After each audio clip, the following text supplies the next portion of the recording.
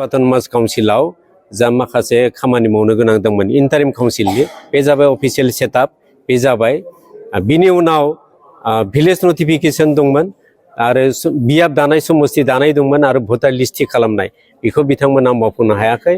जायफोर interim काउन्सिलाव chief deputy chief आरो लोगोसे चेयारमेन भाइस चेयारमेन आरो माखासे दैदेनगिरि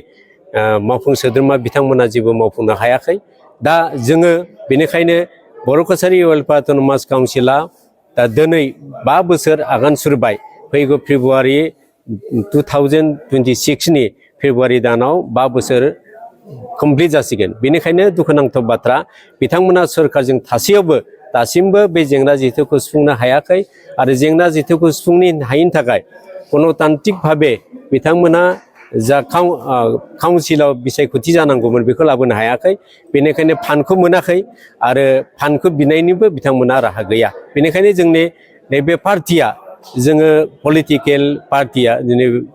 रिजनेल जा जोङो बड' पिपल्स पार्टि ओंखारदों जोङो राजनितिक जोंनि जेराव जेंना दङ बे जेंना जेथोखौ सुस्रांनो थाखाय जोङो राजनिति दोलो बेखौ दादों बेनि गेजेरजोंनो जोङो फैगौ बिसायख'थियावबो जोङो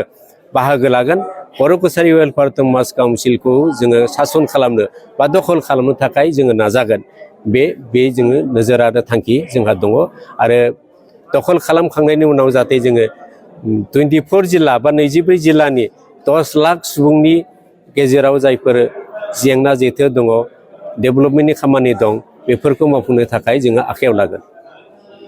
गोजोननाय थाबाय बयनिसिमबो जोङो इउनाइटेड बड' पिपल फेडारेशन हिसाबै थांनाय 23 नि 4 जुनाव जोङो माने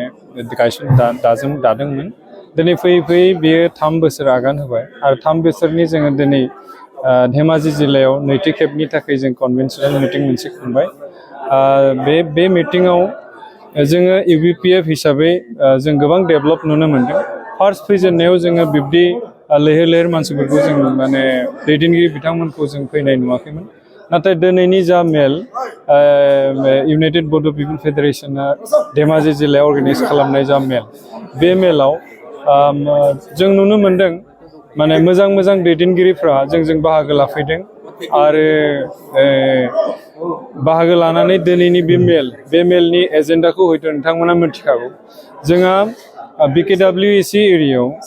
फैबाय थानाय माने इलेक्शन जानो थांगासिनो दङ इलेक्शन आচ্ছা बे इलेक्शनाव जोङो इउबिपिएफ हिसाबै जोङो थोंजोङै बाहागो लानो हाया मानो होनबा इउनाइटेड बड' पिपल फेडारेशना मोनसे नन पलिटिकेल आफाद दा नन पलिटिकेल आफाद हिसाबै जोङो थोंजोङै बाहागो लानो हाया बेखायनो जोंहा माने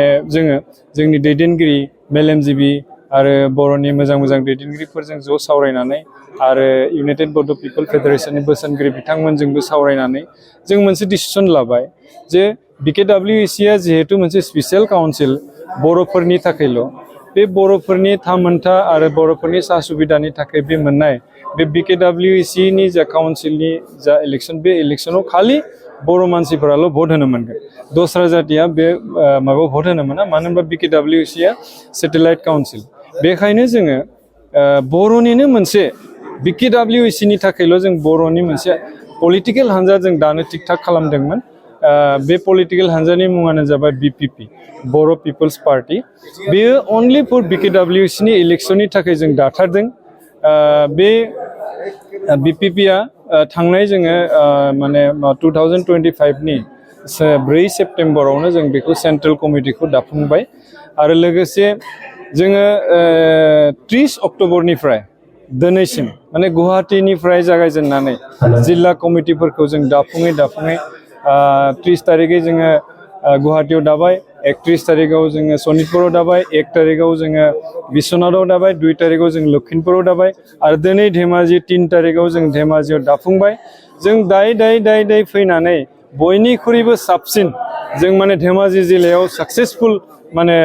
दैदेनगिरिफोरखौ जों मोननो हादों बिथांमोना लैहोर गोसो गुदुं मोदोम लानानै बिथांमोना जों सापर्ट होफैदों जों आफाद दानायाव हेफाजाब होदों आरो दिनैनिफ्राय जों आरो गाबोन जोंहा माने जोंना बे तिनसुकिया डिस्ट्रिक्ट खदियायाव जोंहा मिटिं दङ बेयावबाबो जों जिल्ला कमिटि दागोन बेनि नेक्स्टआव जोंहा 4 तारिखआव जोंहा 5 तारिखआव डिब्रुगड़आव दङ 6 तारिखआव सराइदेआव दङ, 7 तारिख गलाघाटआव दङ, 8 तारिख नगावआव दङ, ओमफ्राय हुजायाव दङ, मरिगावआव दङ, बेनिफ्राय नलबारि, बरपेटा बिदि थांनानै जों फोजोबहैगोन। जोङो साक्सेसफुली खालामबोगासिनो दङ। जेसेबां जों मोनबा दिनैसिम जिल्ला दाफुंबाय, बे जिल्लायाव जों रायजोफोरनि लैहोर लैहोर अनसायनायखौ जों मोनबोनो हादों। जोङो इउनाइटेड बड' पिपल फेडारेसन हिसाबै जोङो माहारियारि आफादफोरजों गोरोबलायनानै बर' हारिनि जा थामोनथा बे थामोनथानि जों खामानि मावलांगोन। जोङो इउनाइटेड बड' पिपल फेडारेसन दाखांनायनि उनावनो जों अल आसाम गिदिंनानै जों नुनो मोनबाय खायफा खायफा जायगायाव बर' मानसिफ्रा गावनि राव बावगारबाय, कालचार बावगारबाय, हारिखौ बावगारलांनो हमबाय, धोरोमखौ बावगारलांबाय। दा बेबायदिनो जोङो नुनो थाङो, जों तिनसुकियानो जा, नोङो सराइदेव, डिब्रुगड़, बिथिं नोङो नगाव, मरिगाव, बेफोरनि बर'फ्रा सोरबा सोरबा राव बावगारबाय, राव रोंला, दख'ना गाननो रोंला, जोंनि कालचारखौ रोंला, बाथौ सिबिया। दा सराइदेव जिल्लायावनो जों नुनो मोनदों गोबां माने बर'फ्रा संकरि धर्म लानो हमबाय। दा बिथांमोनखौ जों माबादिहाय जोङो बाथौ धोरोम लानानै बा बर'नि धोरोम लानानै जोंनिसिम फैफिननो हागौ, बेफोरनि सायाव जोङो एवारनेस केम्प लाबाय थायो आरो इयुनाव लालांबाय थागोन। आरो जोङो UBPF दानायनिफ्रायनो जों मोनथाम मोनब्रै जिल्लायाव जोङो बर' सोलोंनो हानाय मोनसे माने स्कुल माने जोङो गायसनदों। जोङो मोनब्रैसो स्कुल गायसनबाय, गुवाहाटीयाव मोनसे, सराइदेआव मोनसे, मोननै गायसननाय जादोंमोन। दा बेबायदिनो जोङो जातिनि थाखाय जों इउनाइटेड बड' पिपल फेडारेसन हिसाबै सानफ्रोमबो खामानि मावलांबाय थागोन आरो बयखौबो जोङो एवारनेस लानानै बर' जातिनि जा बर' जाति हिसाबै थांनानै थानांगौ बे खोथाखौ जों अरायसम बुंलांबाय थागोन आरो।